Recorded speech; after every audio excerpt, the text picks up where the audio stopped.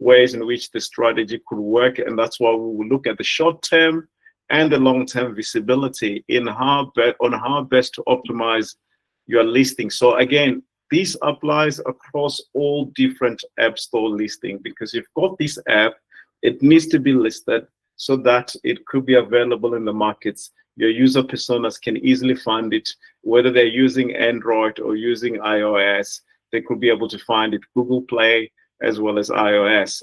So let's look at understanding the rankings factors, how they look like and how do they impact your listing. So we will go through those factors, each one, and unpack that, and we will bring in some of the activities using your app businesses to see how you can reflect on what you have done for those that have done it, and also to reflect on how best can you do it if you have to amend or change some of your app listing that you have.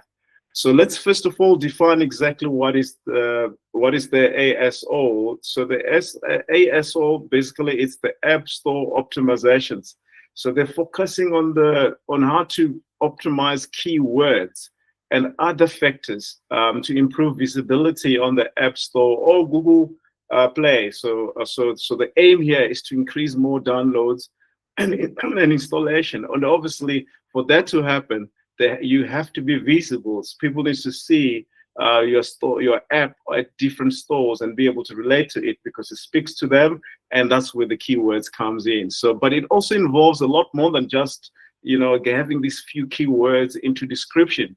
It also obviously take into consideration different factors that actually have significant impact on how your app appears. So when I said other factors, I'm also talking about the logo, how the logo sits, your naming, your color scheme, where the logo sits. All of that are different factors that we have to look at all of them as much as we look at optimization in relation to the keywords. So we're going to spend the next 1 hour looking at how we can craft those app stores listings to ensure that your user personas can relate to them, as well as you appear more on the top search ranking and stay popular. So because the top you stay or the higher your ranking is, the more visible you're going to be. So all of that is not magic. It's all driven by your optimization settings, from the name of your app, long and short descriptions, keywords, your app icon, and all other things that goes with it. So let's look at organic downloads. So if one speaks of App Store optimization, organic downloads, it's always relevant as an important term. So this may be a new term for some of you, I understand, but organic downloads is an installation that happens without paid advertisement or promotion. So it's when people just search at the App Store. Let's say, for instance, you go to the App Store now, it says, I'm looking for a budgeting app, and then the results appears, and appearing there on top of the results, it's so important. It's driven by what we're going to be discussing today. So basically what I'm trying to say is that your user enters a search term, such as I'm looking for a budgeting app, and they find your app, and it is very impressive to them when they look at it. They look at the reviews, they look at the rankings, they said, well, this is definitely the app, I should give it a try. So that's what we mean by organic downloads. So ASO, they drive your organic downloads because they are optimization within the app stores. But the keywords themselves have so much relationship with everything that is happening within the web world or internet, because they also have to be informed by the trends. And this is where Google Analytics comes in, because you need to understand what are the trends and how to define your keywords and craft them in such a way they're more competitive compared to your competitors. You could also see the keywords that your competitors have and how they're performing, so that you could be able to cross-reference what you're doing now in relation to what your competitors are doing. So let's look at exactly one of the facts there. It's 70% of the app downloads happens directly from the app stores. So which means the people go to the app stores and search. But as I said yesterday, the stats doesn't tell us if people have been rerouted to the app store or they've seen the app somewhere else and they go to then App Store and search for it, which does happen a lot. So that correlation, it's not taken into consideration, but we need to work with the 70%. So what does that mean? It means therefore your app has to be a top notch for you to be ranked very high, because competition is very tight within the App Store. And it has to be tight because there's so many other people doing exactly of what you're doing or similar. So that's the reason why getting your App Store optimization right, it's as important as building the best possible, because you want people to be able to use it and find it. So in terms of the survey, as I said, the Sensor Tower, they're actually the one reported the 70% downloads happening directly from the App Store. These data is 2022. I doubt there is significant change from 2022 to now, because people always think that it's much easier to download the app directly from the App Store by searching directly there. So let's look at the impact of the App Store optimization. How will that then impact the way you set it up? How does it impact your overall app business? Is that you have to increase your visibility, and the higher your discoverability, it's higher, or the higher you are, the more people likely to interact with you right there on top. So app optimizations, if it appears higher in the search results, it make it more likely for people to download you or to investigate and explore you further. So that's number one in terms of the impact. The second impact is that it reduces the customer's cost in terms of acquiring new customers. Why? Because these are organic downloads. So the more your optimization is good, it does correlate to how much you're going to spend money in getting your customers to download your app. So the higher ranking you are, the more conversion you are within the app stores, because your optimization is top notch, you're more likely to spend less on marketing as well as any other campaigns. So this allows you to have more sustainable approach to growth, especially at a startup where the resources are limited. So you want to make sure that your budget, marketing budget, that is so very low and small, it has a huge impact, because the ASO will take care of at least phase one, or at least the launch phase, as well as introduction to the markets. You don't want to spend a lot of money because you don't have it. The third impact is that it does enhance the user engagement and retention. Why? Because if your app is visible and the title is correct, the description is well aligned with the user's expectations, you're more likely to have high downloads and retention rates, because by having those keywords the way you put them, and you are able to justify your app functionalities and the features in supporting those keywords, you therefore, whoever you actually recruit as a user, it's more likely to stay, because it therefore means that you are actually addressing the pain points that your users have, which is very, very, very important. So let's look at the key factors for App Store optimizations.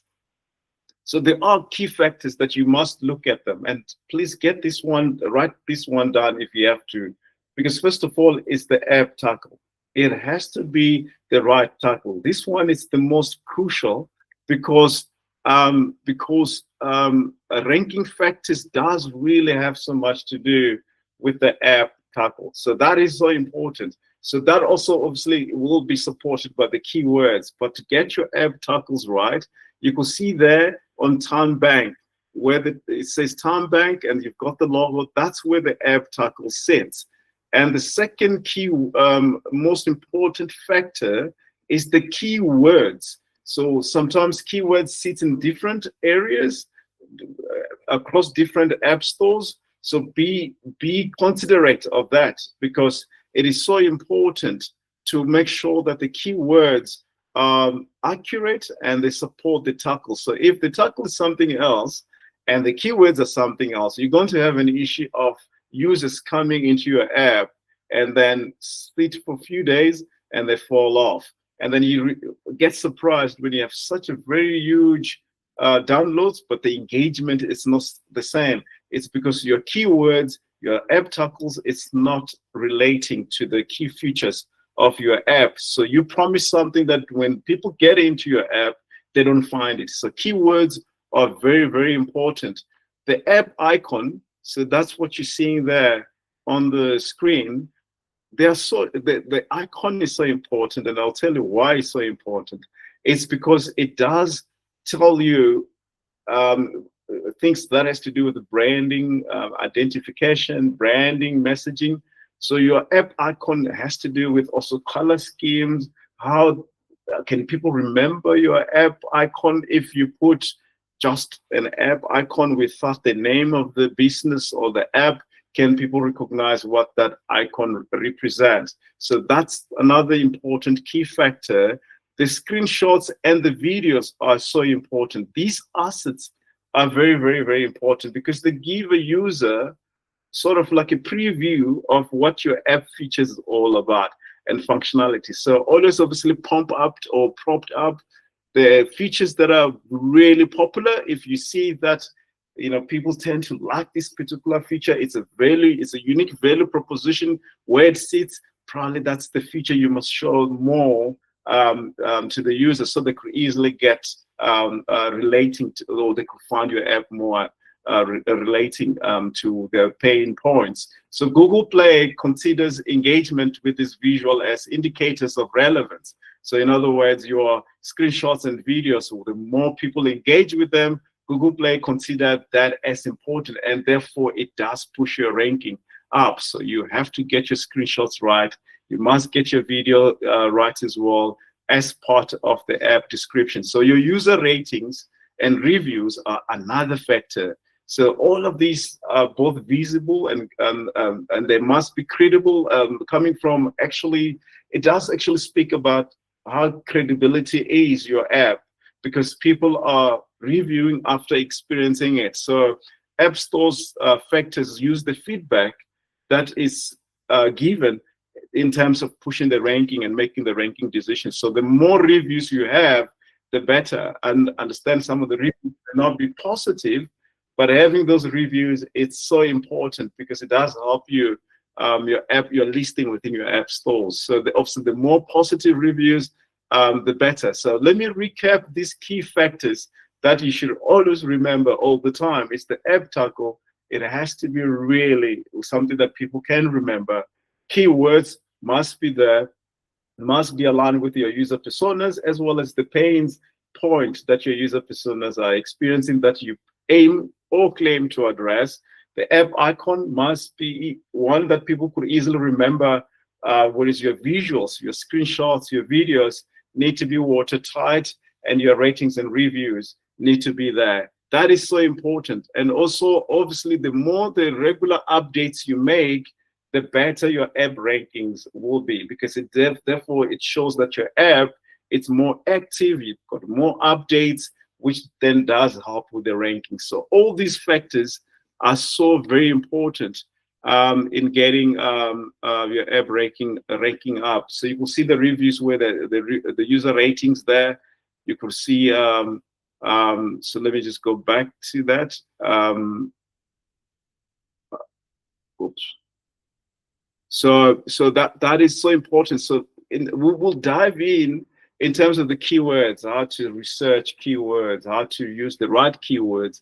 And just probably one sidebar here is that, we all have some, sort of interest in certain keywords, but always make sure that it's not about you as the person who started the business. It's about the keywords that has to do with your product overall. So that's important. These are the key factors that you have to take into consideration to make sure that you get your app listing more visible and appealing to the users. So let's look at the two case studies. This case study is Snapshot Scan as well as Mr. D. So in terms of SnapScan, we have we will use these two examples to illustrate some of the concept we were talking about. So let's look at SnapScan. It's a widely used mobile payment app that you may already be familiar with. So you can see there where's Mr. D. It's a food delivering app, obviously competing with Uber Eats. We are going to take a look at how they structured their store front pages. We'll examine the way they have used each of the factors we have identified just now. So let's look at SnapScan. You could see, and Mr. D, you could see their color scheme. It's spot on. They're very consistent with that. They're very consistent with the font as well. They're very consistent with the keywords.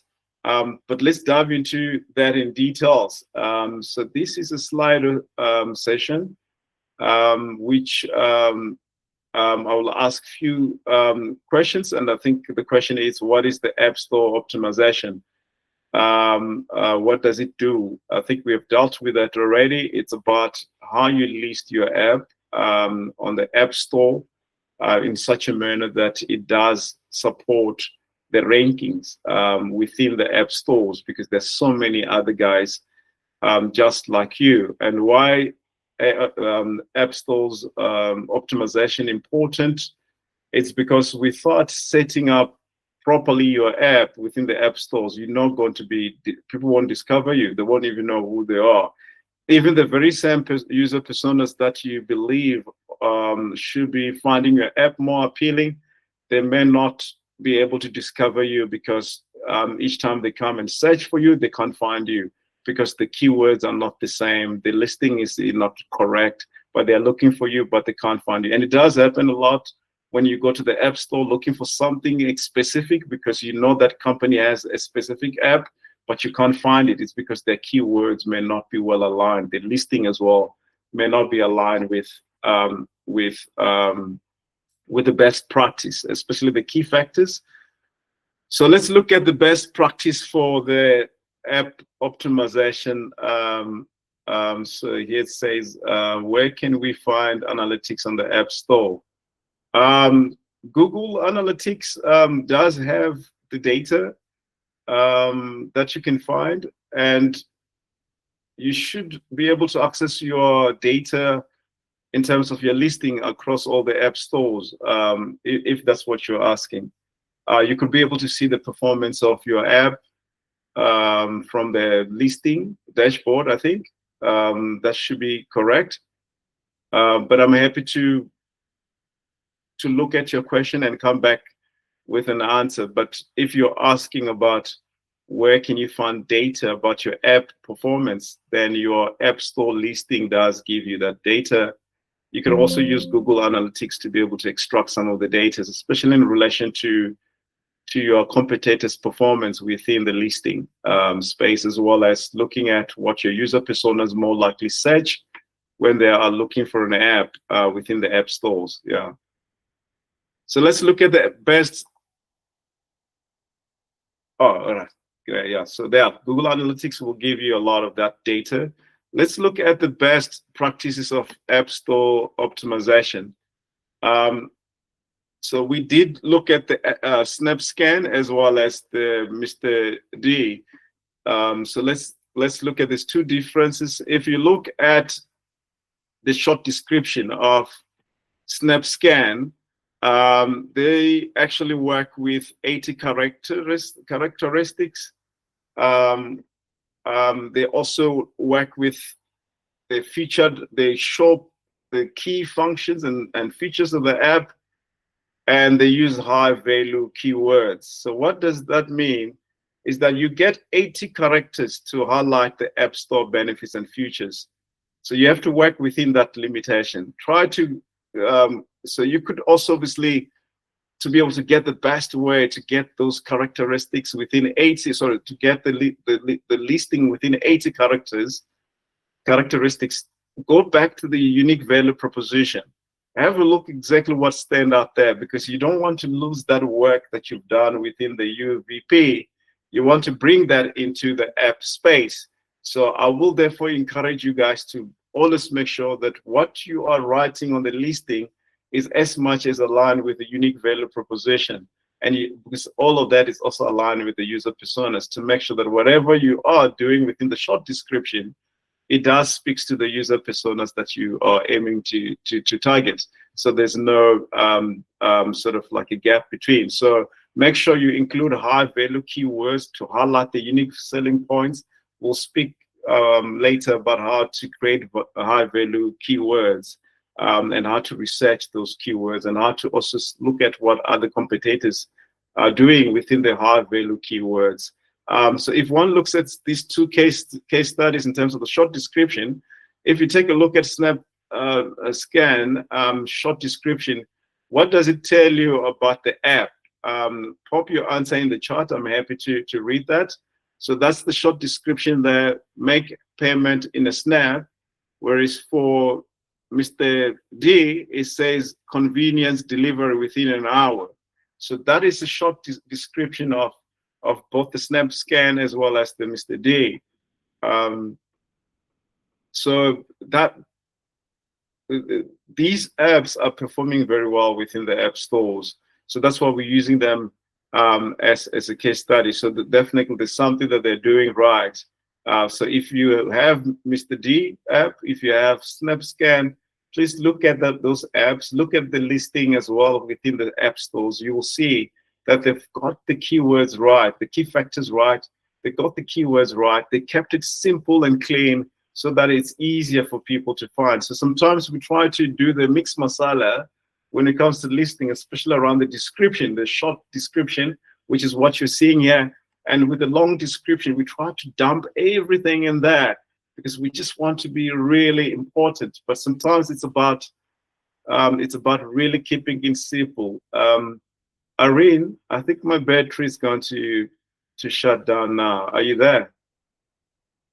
Yes, I am. I'm right here. Yeah, I think my battery's gonna. If it's shut down, please just take over. I'm just busy working on fixing the power issue. Okay. Right, no problem. So this is the short description, and in terms of the long description, where it sits right. Long description sits right below the short description. That's where you really write a lot of stuff about the app. And because you're writing a lot of stuff doesn't mean you can write anything you want. So you have to be so specific and have an intention of exactly what short description you would like to have in place. So long description. So long description basically give more space for keywords. They offer more detailed overview of the app functionalities, the benefits, the user case as well. So, but within the Google Play, they're very specific. You can improve your search ranking if you include relevant keywords, but they also have certain limitations as well. Is that the keywords, they extract them from your long description, whereas with other app stores, they give you a field in which you then handpick the keywords, which is very interesting. So the two differences are so important because they do affect how your app store listing will look like.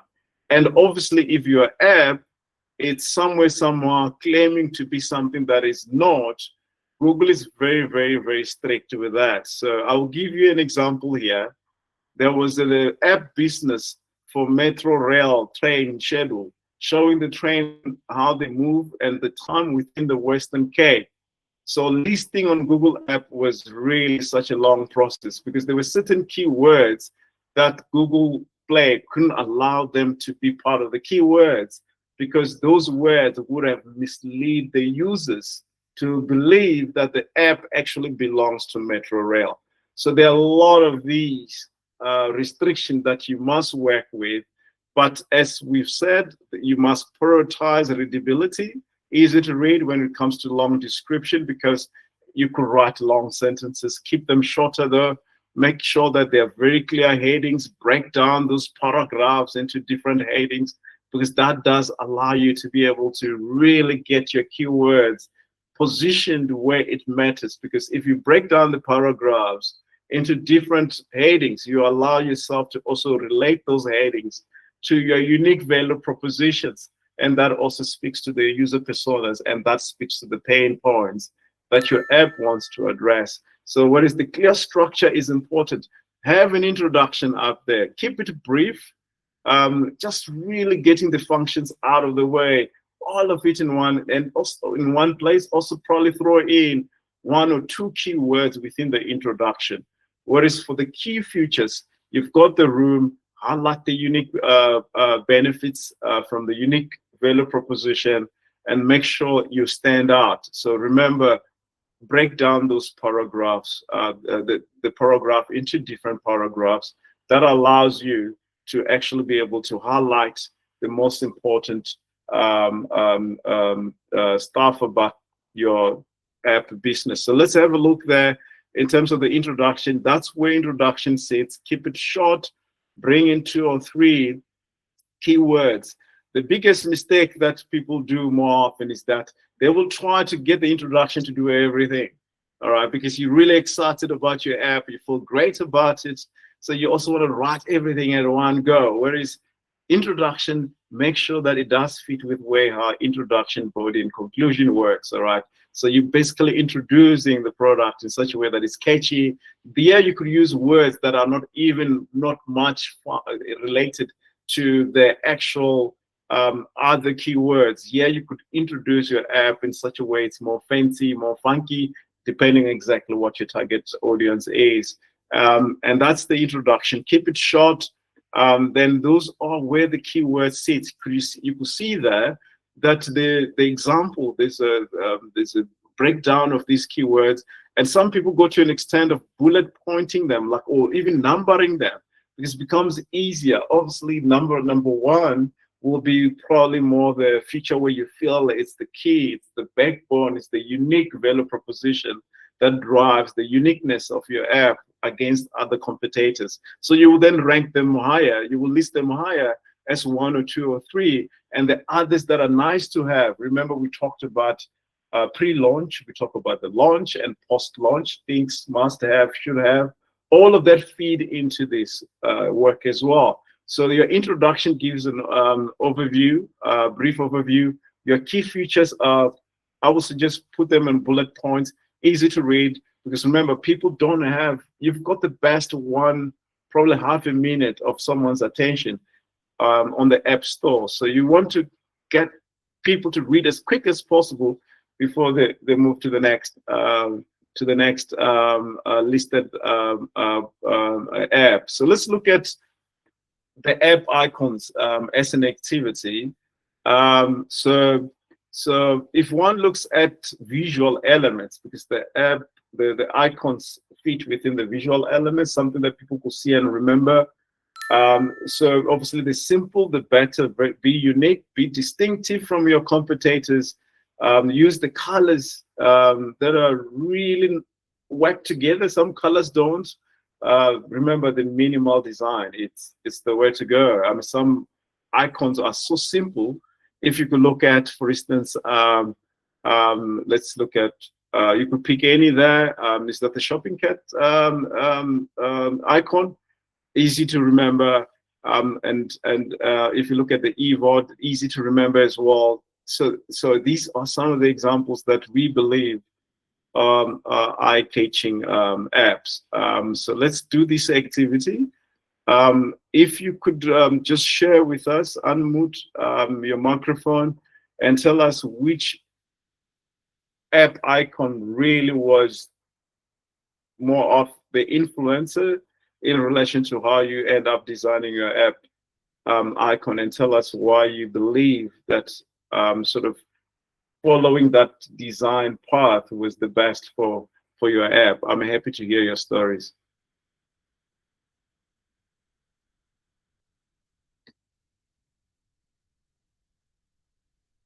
You can share in the chat box. You can raise your hand. Yeah, go ahead, Muzi.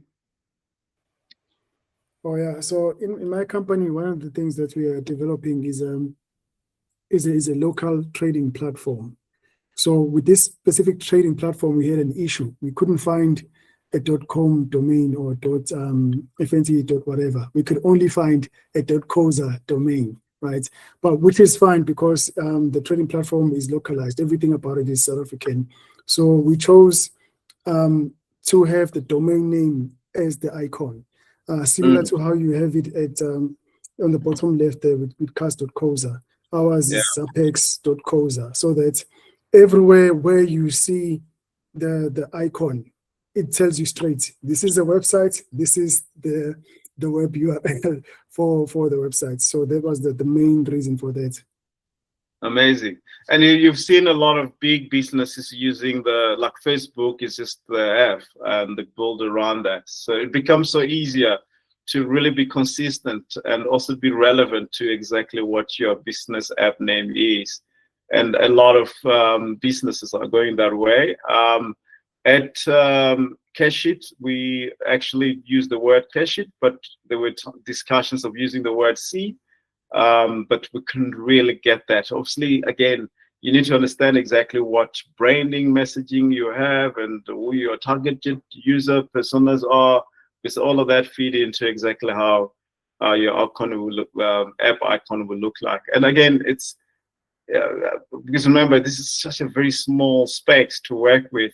So the lesser, the better. And standing out is so important. And what I've picked up through my years of experience, that people really resonate very well with a brand that is more cleaner, more warm, and easy to remember, rather than something that is way too much, and then that's sort of really difficult for them. So if one looks at these icons that we just share here, which one for you do you believe it's eye-catching? Which one? I'm happy to if you can unmute and then also tell us why you believe it's eye-catching. Yeah. So which one for you here is eye-catching? Do you guys know any of these app icons? Yeah, go ahead. So. Morning, everyone. I think Yes. the Bash and macro ones. Yes. Yeah, Yeah. those ones for me. Yeah, the Bash also. Why is it said the Bash? It's simple. It's nice. Yes. Yeah. And the one that is green and there's a shopping trolley. Isn't that the best? I mean, you've seen that a lot of times. That's really an amazing app icon. I think it's more action orientated. It's easy to remember, and it speaks to exactly the brand itself, overall the business. Yeah. But only when you know the brand. Yes, only when you know the brand. Yeah. Only when you know the brand. Yeah. Well, I mean, that's really what things are, isn't it? We interact with the brand, and then we remember it's the first instance. Then that's the first impression that lasts. So that's important. So let's look at the screenshots. So we talked about the screenshots and the videos. So that's where the screenshot sits. You can see there on the screen. This gives the potential users a preview of your app interface and functionalities. So usually some people could have more than 3 there. So you can scroll across. So it highlights the core functionalities and the user benefits in some respect. So remember, the more you highlight the features, it is important, but also bring those features in terms of benefits. If I use that feature, what will be the benefit? If I use that functionality, what will be the benefit? By just listing the features and functionality, it's not really enough. You got to do more of showing that you use this functionality, you get this out of it. You use this feature, you get this out of it. So in this example, the app developer has opted to use captions to guide users through the e-screen. So usually when this happens, it's when an app is new. So you want people to get to understand how to use it. Probably it's a little bit more complex, and you want to guide them step by step instead of really showing people or users the features themselves and the benefits. You just then guide them in terms of how best they can use the app. Because if you get that right in terms of your objectives, we believe that will help you take the business to the next level. So that's an example of the screenshots. They're important to use them, but always make sure that they're easy. People could easily read them because they're working with such a very small. I mean, cell phones are very small, so always make sure that how you capture the screenshots, it's really good. Whereas in terms of the videos, videos are there, especially if you're in the gaming space. It's always nice to show them a little bit of a game and and in such a manner that, usually those videos, you see the game being played, but being played badly, and it makes you feel like, oh, I could have done this, I could have done that. And that's how they catch you up, right? And then you end up, so let me download this game. So it's exactly the same pattern around the videos. So you must show sort of like, obviously using the best features, but show exactly something that they can do themselves better than what probably is being shown there. So if it's a gamification, it's a game app. But if it's a product app or selling stuff online, then you will then have to show probably more things that people could find inside the app in more visual way, because that's a very short video you have. So you must make sure it has the right punchline. Some people remember a company called Better Bank app. Unfortunately, they closed due to COVID during that period. But they had like a really an amazing energetic video. This was about banking for people that are within creative space. So you could almost relate to it. So use that space very effectively. You don't have to use it if you don't have the reason to use it, but I will encourage you guys to use AI it can generate if you've insanely got proper assets in terms of short videos. So in terms of the positive feedback, very important. You can see that's 4.6 there. That's a really good ranking for an app that push obviously your visibility. So what is important is that obviously the app with higher ratings and positive review, it's usually pushed up because it's appealing to the users, all right? Whereas timing obviously is very important here. So avoid asking users to leave a review too soon. And also avoid getting your friends and family members to come and do the reviews. Yeah, it's good, but if I come and look at the reviews, there are only 10 people, and all these reviews has nothing to do with the app. It's all about the person that developed the app. And you almost see like, well, look, I can't download this app. So make sure the review are properly, the timing of the review is important. Allow people to go through your app so that they can give the review as well. So take the opportunity as well to interact with the users when they leave the feedback. For an example, Mr. D app that I just showed now, you can see the app developers have responded to pieces of positive feedback and negative feedback as well. Because I see that negative feedback, one could actually ignore it because it's not what probably they like. But in reality, you could turn negative feedback into positive feedback. And I've seen some companies doing that very well, especially on social media as well. But within the app stores, it's important to engage with those reviews because the reviews you get, they can also be a product. They can help you with the product development and refinement as well. So which is important. So negative review, as I've mentioned there, don't ignore them. We don't like them, but they are there. They could actually help us build a better product.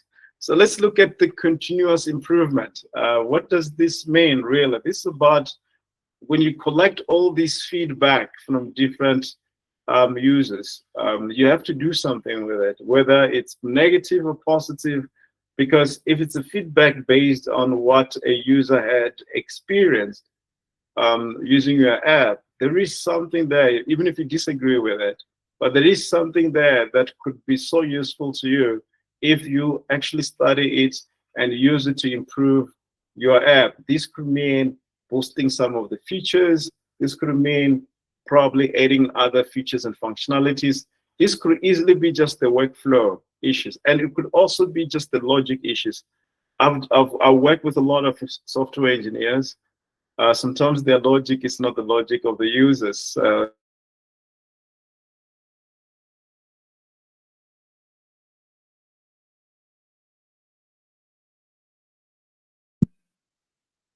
Okay, I think unfortunately we lost him there.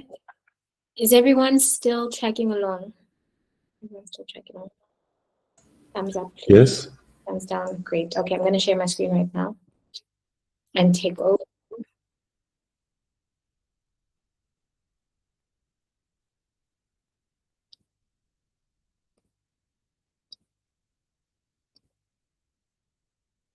Okay, can everyone see? All right, great. Okay, let me just navigate to where he was.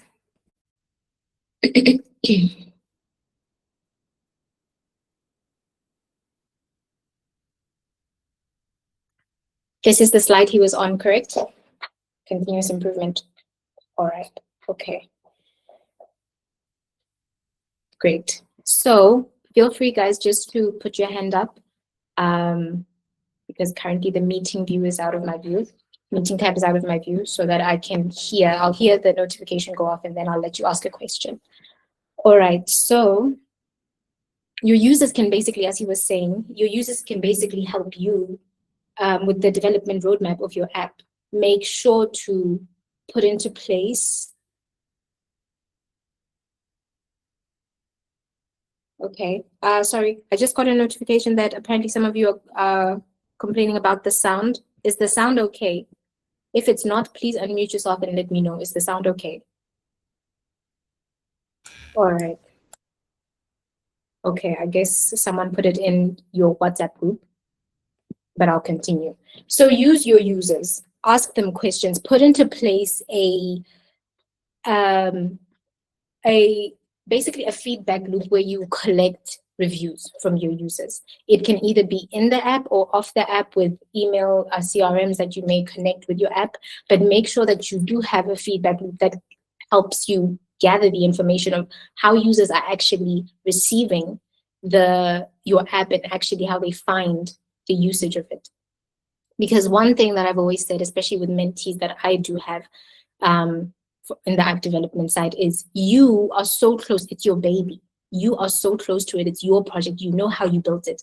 You know what functionality each and every single feature should have, right? But a user experiences the very same thing that you have built in a very different way. You need to be able to collect that data in order to help you improve your platform. And maybe even improve the roadmap that you may have for future features that you may want to deploy or start building out. Your users are your biggest guide.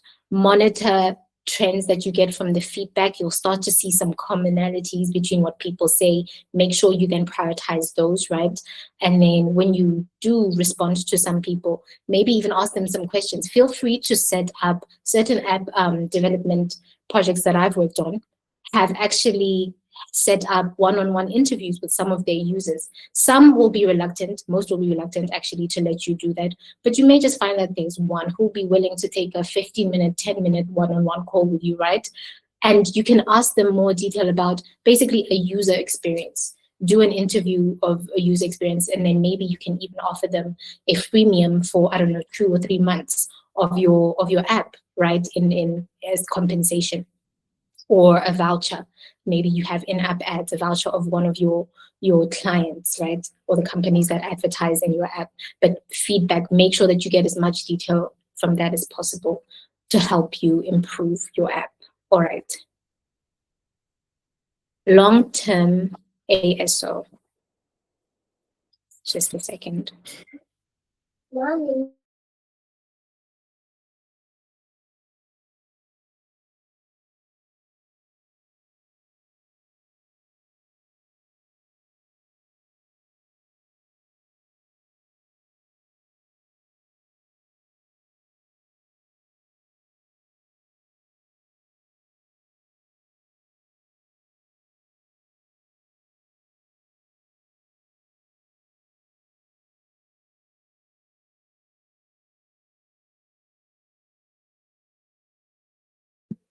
Great, thank you. Apologies for that. We work predominantly from home and family duties. All right, long-term ASO, keyword strategy. Now you guys will learn, keywords will become a huge foundation of your journey in all, especially with the benefits that you're getting from this program.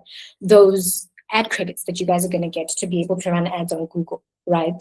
On Google Ads. Keywords are the foundation of how those ads run, and amongst other performance indicators, they really determine how well your campaigns and your ads will be ranked. The very same concept works in the App Store.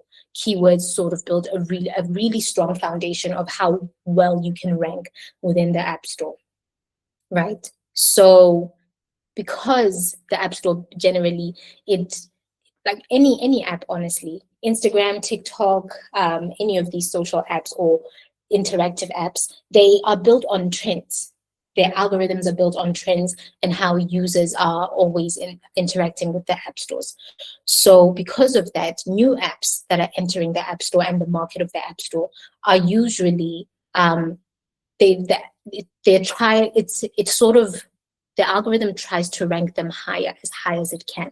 So it tries to give them a placement or visibility. It tries as much as possible. But how high you rank in the market as a new app, right, entering the market, is dependent on your keyword strategy, highly dependent. I could say 80% dependent on your keyword strategy. It is definitely also dependent on all the factors that Mashudu has already mentioned, your descriptions and all of that. But within those keywords, within your descriptions and your headlines, keywords are also very important. You need to include keywords within those descriptions. So starting with thinking about reverse engineering this, starting with keyword strategy first, and then going into building out your descriptions and your titles is really worth it. So I'm going to give you guys a couple of tools that can help you with keyword researching, right?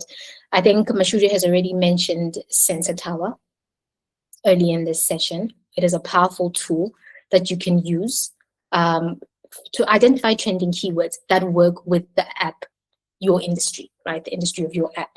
It helps you to monitor competitor keywords, to understand user behavior. So you will understand what it helps you is, it really helps you to view that even in your industry, amongst powerful keywords or keywords that are common with your competitors, which ones are users actually searching for?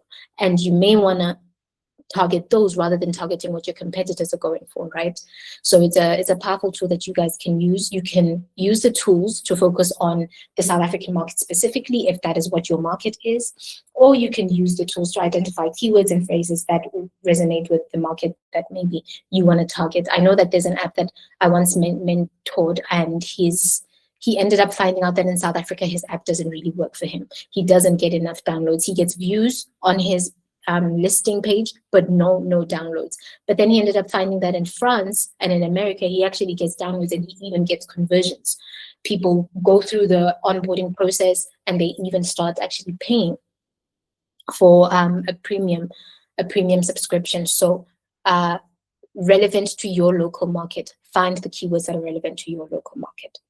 The other tool that you could use is Google Trends. Very useful for tracking general search terms. It's quite general, though it won't be as specific as possible, as specific as you may want. You can actually then enter in the search there and ask it, okay, if you're confident that you have a list of keywords that you want to try out, you can actually type it in and then try to find out how well they're ranking and how relevant they actually are to users who are searching them.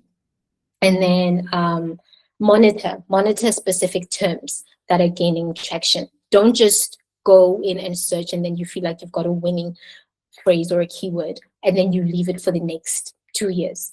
Keep monitoring the relevance of it. Keep monitoring how well it's performing with your competitors as well, and then keep changing them up. Your keyword strategy, like any business strategy or any marketing strategy, should really be something that you constantly monitor. Okay.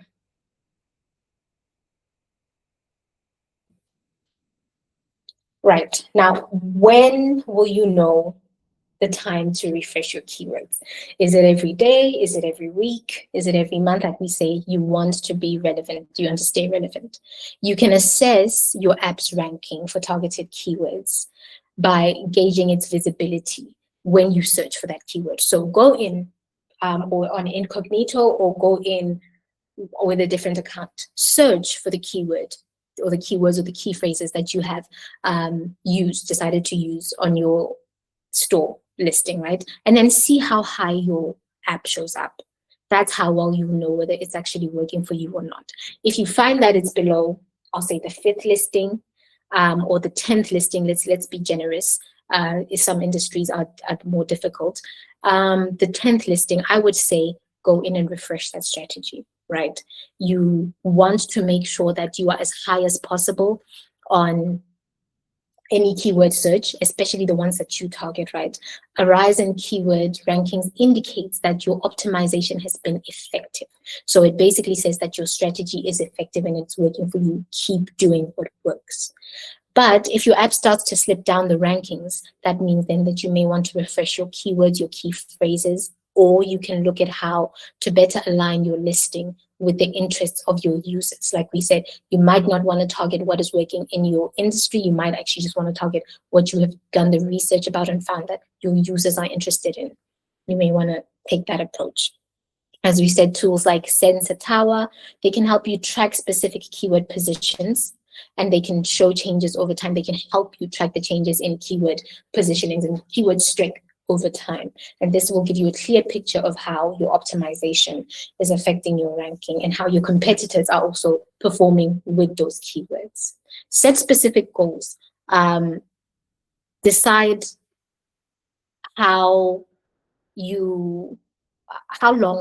decide how long you may want to use a certain keyword for, right? Definitely go in and do the optimization based on the data that you get, but decide how long you may want to use this strategy that you currently have, and then try to keep within that range. If you do find, though, that obviously it's not working for you, your app starts slipping down the rankings, definitely go in and do some damage control and change that. But have a structured strategy is what we always try to say. Have a structured strategy and try to stick to that. Okay, here's a case study, SnapScan. I'm sure we're all familiar with this platform by now, right? We're going to take a moment to look at how SnapScan and Mr. D, which is the next slide, have utilized their ASO strategy in order to stay relevant in their keyword field. So the first thing we see with SnapScan is that they incorporated relevant keywords even in their app title. Scan. It's one, in the context of just understanding what the app does, you get it, right? But it's also a keyword. It's also a keyword for people who are looking for something with that feature, something that allows people to use the QR code feature. This enhanced its discoverability amongst local users who are already looking for a payment solution that allows people to scan a QR code. The second thing they were able to do is that they use localization to highlight the fact that the app is for the South African market. It's integrated within regional banks and it offers local payment options.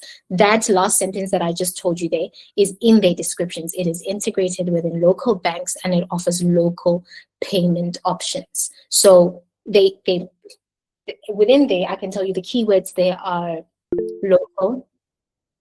Okay, I hear that there's a and within there, I can tell you that the keywords there are local payments and regional banks. Regional, I can definitely also tell you that local payments ranks higher than regional banks, but you can tell that they've already implemented their strategy. And the final one is engaging with users. SnapScan actively engages user feedback, something we've spoken about. Their developers worked promptly to address customers' concerns. They have a customer section where you can highlight any issues you're having with the app, any bugs that you may be having, and the responsiveness to the customers' queries is quite fast, and they make sure that they capture positive reviews and put those on their app listing store, and that gives people, it's a trust factor. Okay, Silas. Oh, hi. Yes. Oh, okay. Before you continue, so on the keywords, the Sensor Tower and Google Analytics, are those different apps that we can actually download and look at the keywords that our peers are actually using, or is it a built-in feature within the Google Play Store? So the one that is an external one is the Sensor. Is Sensor Tower. The one that's it's a functionality that's offered in the Google Suite is a Google keyword search, right? So you'll find it if you go to your Google profile, you know, the six square tab. If you scroll all the way down there, it's in there. It's one of the Google apps that are natively offered. Yeah. You can also find it on analytics. So there's a tab there that you can also use for keyword search. Thank you. Mhm. Okay. I will say, in my experience running ads, Sensor Tower is very detailed. It's really detailed. It's you'll get a lot of information from Google Analytics and from Google keyword search, but Sensor Tower really gives you your competitors' view of how they've been using their keyword strategy. Okay, VetCook Studios. Hi, I just have a question about how we strategize around trending searches. So for example, if I look right now at the Google Trends, looks like Hollywood Bets and Betway, everybody's searching for that. Do we try to take advantage of that search, or because our app is a video game, you know, what would you recommend in terms of how, maybe a practical example, we leverage popular searches? Okay, you are, it's an app in, so what would you say your app does? Please remind me. Sorry, you're gaming, your game, yes. Our game is a 3D video game where you play as a taxi driver and you drive around. Okay. It wouldn't then really benefit you to go and target people who are looking for betting, because that's really what they want, right? Maybe at a later stage, once you ran, let's say your brand awareness campaign, right? You've introduced your app to people are aware, and then let's say now you've ran your direct installs, right? You've run that. I would then say test out a negative keyword campaign using those keywords that you find, or those key brands, and see if that works in your favor. But I wouldn't say put a huge chunk of your budget to that, but test it out. The beauty of these ad credits that you guys are getting is you get to test out all of these different strategies that we're going to teach you about, and maybe some that you may pick up from the outside without using your own money. So for you, I would say test it out with negative keywording. Thank you. Okay. All right. So that's SnapScan and how they managed to do their ASO strategy, and it worked out for them. Mr. D, right? Again, they used, they made sure that their content feels local. They made sure to show people, before we even talk about the keywords, even the visuals, it's things that we would say, okay, are native to South Africa. For example, imagine if there was a taco here. We love tacos, but would you immediately localize that with South Africa? Not really, right? Imagine if it was a bowl of, I don't know, what's that dish, paella, right? You wouldn't really localize it. So visuals play a huge role in how the user who lands on your store listing actually perceives if this is the app for them or not, even if they're curious about what it is, what your app has to offer, right? Even if you have the best designed visuals or the best looking photo content, if you actually have studio content that's taken, make sure that it is actually relevant to the person or the market that you're targeting. Okay, localized content. They used description, keywords in their descriptions that are tailored to the South African user. It mentions local cuisines, cuisines like I just mentioned, cuisines that are local to South Africa or that someone could recognize and identify with South Africa, which made it very appealing to customers in South Africa. The promotional updates that we constantly get, and they annoy me sometimes because I'm like, why don't you just give me something for free today? I feel like something for free, but that is part of their marketing strategy. And in there, they've actually implemented a keyword strategy as well. They make sure that they regularly update you about their app. That's really just trying to remind you, hey, we still exist, right? Make sure that you use our app. And in those promotions, they are always telling you about new features. Well, not necessarily new features, but new promotions or new stores or new restaurants that they have, right? and the developers. This shows you that the developers are constantly going in, using what the users tell them, right? In that non-existent, well, it sort of irritates me, that non-existent help section of theirs, but they're using what we say clearly because there's a lot of change that is constantly happening. And then the final thing that they have done that has worked for them is they have used positive user engagement, which is that they actively solicit users' reviews and then they address their feedback constructively. Yeah. Okay. Next part of optimization, App Store optimization, is A/B testing. You guys are now marketers. You've moved away from your development seat and you guys are actually now marketers. You have to put on that hat, as we now know in this day and age, as a business owner, because you guys are business owners, you wear many different hats. What we're really trying to give you the confidence of through this initiative and through the whole bootcamp by Friday is that you should be able to confidently go into Google Ads, understanding how to build a campaign for your app, right? So I say that to say this, as a marketer, app A/B testing when you are in the optimization phase is going to be your best friend. I just spoke about it right now with the gentleman and I said, try 1, 2, 3, and then test out this final strategy, negative keywording. If it works out for you, go ahead and put more scale vertically, so put more budget onto that. If it doesn't, retreat back, go and strategize and see what else works for you. That is essentially A/B testing, right? It is basically when you decide that you are going to test out one variable, keep the rest as it is, test out one variable in 2 different campaigns and see which works for you, or even on your listing. You want to test out different headlines, you want to test out different descriptions, go ahead and do that. For the same period of time each, 2 weeks each, see which one gives you better ranking. I wouldn't say 2 weeks, I'd say a month each, honestly speaking.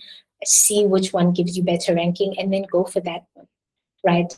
The other things that you can test, visual elements, we just spoke about videos, images, and how they really play a huge role into someone even deciding to read. They may already be looking for what you have to offer, but for them to be captured enough to stay and finally go through that decision of going download, right, or install, visuals go a long way. Test out different visuals, test out different videos, right? Definitely have videos that showcase your app on your app store listing. Definitely have videos that showcase your app so that someone knows what it is they're going to be expecting, what it is it looks like, right? Showcase different features and try out those different screens and see which ones work best for you. The titles, the descriptions, we've also said that. Store listing experiments. This is a great tool that you can use to conduct A/B testing.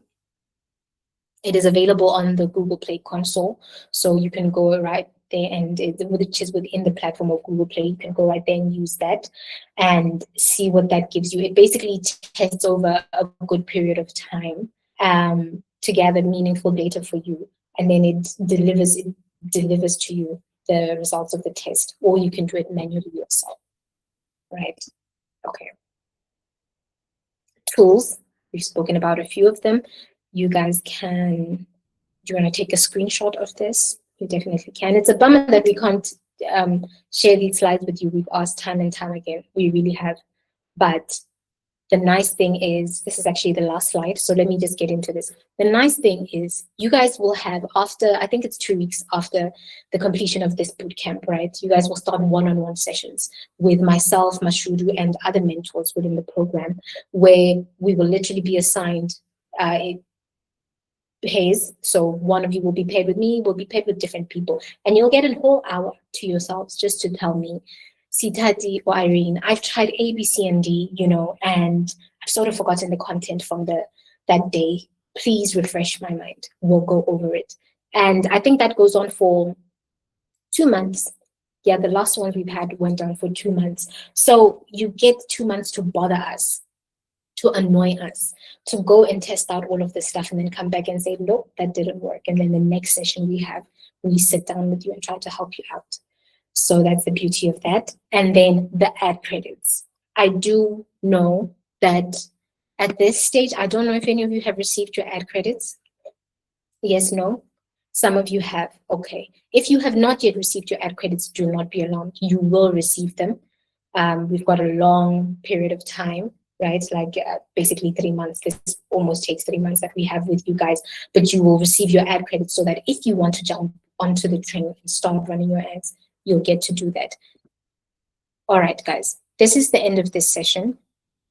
I'm going to say let's take it's supposed to be 10 minutes. Let me just see something. Sorry. We